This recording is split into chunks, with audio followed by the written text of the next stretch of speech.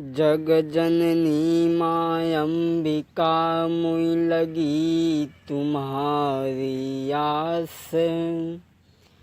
सेवक अपनो जानि भमर से नाव करो उस पार। हाँ दोस्तों, आज मैं ध्रुव चरित्र की कथा को आप लोगों को सुनाने के लिए चल रहे हैं। दोस्तों, हमारे द्वारा अभी तक आपने कई एक प्रसंग सुने। मैं आज के इस प्रसंग में आपको लेकर के चल रहा हूँ। ध्यान दें भक्तों।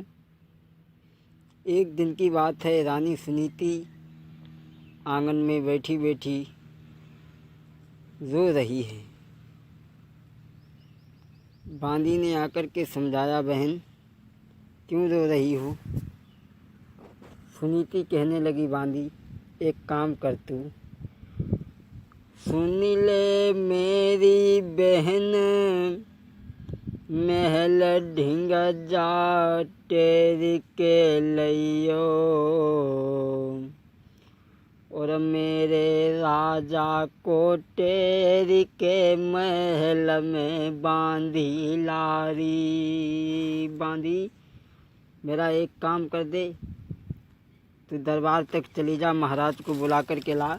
अरे सुन ले मेरी बहनी, महल ढिंग जाइए, महल ढिंग जाइए, महल ढिंग जाइए, अरे मेरे राजा को टेरी रे महल में बांधी लारी। भक्तों, आज बांदी बुलाने के लिए चली है महाराज को। महाराज को संदेशा दिया तो महाराज ने कहा, बांदी तुम चलो, मैं अति शीघ्र भी आ रहा हूँ। राजा पहुँचे तो रानी रो रही है।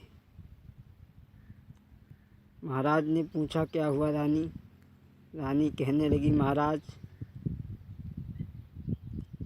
इतने दिन बीत गए और ना घर में कोई संतान भई, और ये दुखिया बांझ काती है, तुम पिया नवल काते हो।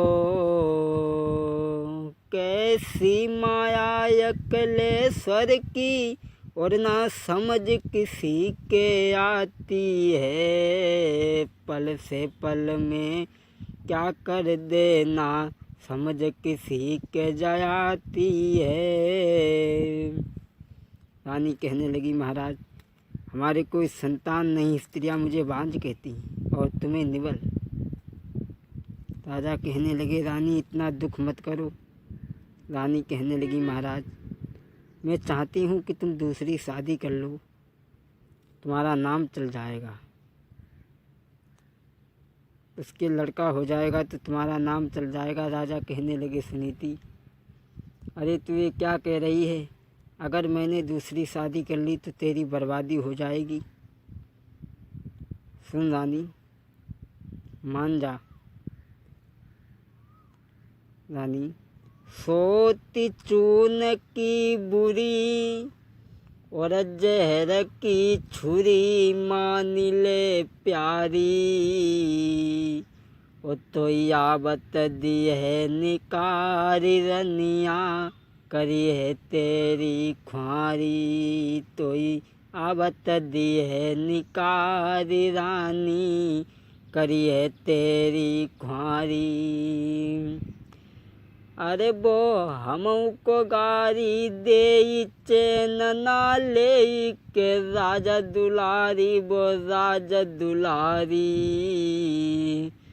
अरे दुई शादी करके होएगी तेरी बर्बादी, दुई शादी करके होई नारी बर्बादी। रानी अगर दूसरी स्त्री आ गई तो तेरी बर्बादी हो जाएगी। रानी कहने लगी, महाराज आप दूसरी शादी कर लो। राजा ने मंत्री से पूछा, कहा भाई मंत्री हमारी पत्नी ये कह रही है कि हम दूसरी शादी कर लें, आपका क्या विचार है? मंत्री कहने लगा, महाराज कर लो, हमें तो रसगुल्ले ही मिले। ठीक है, इधर भक्तों राजा उत्तानपाद सौरथ देश में जाकर के रानी सुरुचि का डोला लेकर के आते हैं और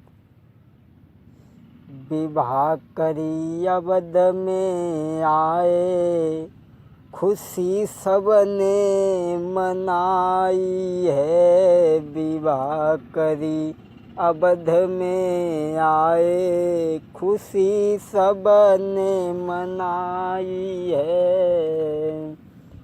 विवाह करी अवध में आए, खुशी सब ने मनाई है। बहन मेरी जल्दी तू जइए, तुरंत बांधी पठाई है। बहनी मेरी। जैसे ही डोला द्वार पे आ गया, सुनीति ने बांदी को बुलाया, कहा बहन जाओ, मेरी बहन डोला में बैठी है, जल का लोटा ले जाओ और उसे अतिशीघ्र लेकर के आओ। बांदी पहुंची जल का लोटा लिए हुए, कहने लगी रानी नीचे उतरो और महलों में चलो, तुम्हारी बड़ी रानी ने तुम्हें याद किया है। जो ही सुरुचि ने बड़ी रानी को नाम सुनो, सो एकदम क्रोध में आई गई। कहने लगी बांदी, इसका मतलब मेरे महाराज की दूसरी शादी हो चुकी है। महाराज को बुला कर के ला। राजा आए, राजा से कहने लगी जब तुम्हारी एक स्त्री थी तो तुमने दूसरी शादी क्यों की? जब एक तुम्हारे थी नारी, तो हमें व्यर्थ क्यों लाए हो? और भोग करन को काफी थी, मुझका भार झोंकी बेलाए हो। मेरा ये अब कहना मानो, डोले को पीहर पहुँचा दो। और अब मेरे जाने से जाए अवधपुरी में, बड़े गजब का गोला है। महाराज से कहने लगी महाराज मेरा डोला वापस लौटा दो। ओ हम जब उतरे डोला से पहले, सोती को देऊ निकारी। हम जब उतरे डोला से, मेरा कहना मानो, डोले को पीहर पहुंचा दो और मेरे जाने से जावतपुरी में पड़े अवध गजब का गोला। जब तक सुनीति ने कहा बहन महलों में चलो, ये जो कुछ भी है ये सब तुम्हारा है। आओ बहन घर को देखो, और मेरा तो एक सहारा है। आओ बहन घर को देखो, मेरा तो एक सहारा है। मैं रानी नहीं टहलनी हूँ, ये सब धन धान तुम्हारा है। रानी सुरुचि कहने लगी देख लिया महाराज, ये बूढ़ी बल्लिन भिक्ति, बूढ़ी बिल्ली चिड़ियाघर में भक्तिन बन के रहना चाहती है। अरे अगर ये मेरे पुत्र पैदा हो गया, या तो उसे जहर दे देगी, या तो मुझे जहर दे देगी, या तो मेरे पुत्र का गला दबा देगी। रानी मैंने पहले ही तुम्हें मना किया था कि दूसरी शादी के लिए मत कहो, अब क्या करेगी? सुरुचि कहने लगी महाराज मैं महल में जब जाऊंगी ये मेरी शर्तें मान ले। कहने लगी आज से महलों में नहीं रहेगी, बाहर रहेगी और काग उड़ाया करेगी महल। और ये राजसी वस्त्र नहीं पहनेगी। ये शर्तें मंजूर हो गई। भक्तों आज सुनीति महलों के बाहर रहती है, काग उड़ाती है और 1 किलो जौ का आटा दिया जाता है, भोजन बनाती है और खाती है। सुनीति एक दिन सोच रही है प्रभु इससे अच्छा है कि मेरा मर जाना ही अच्छा है। और वो चली है आधी रात के समय में।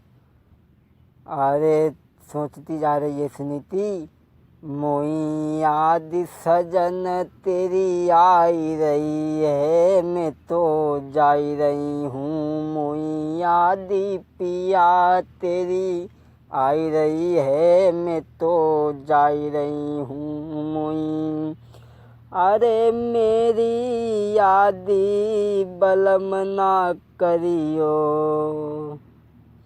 अरे तेरे गम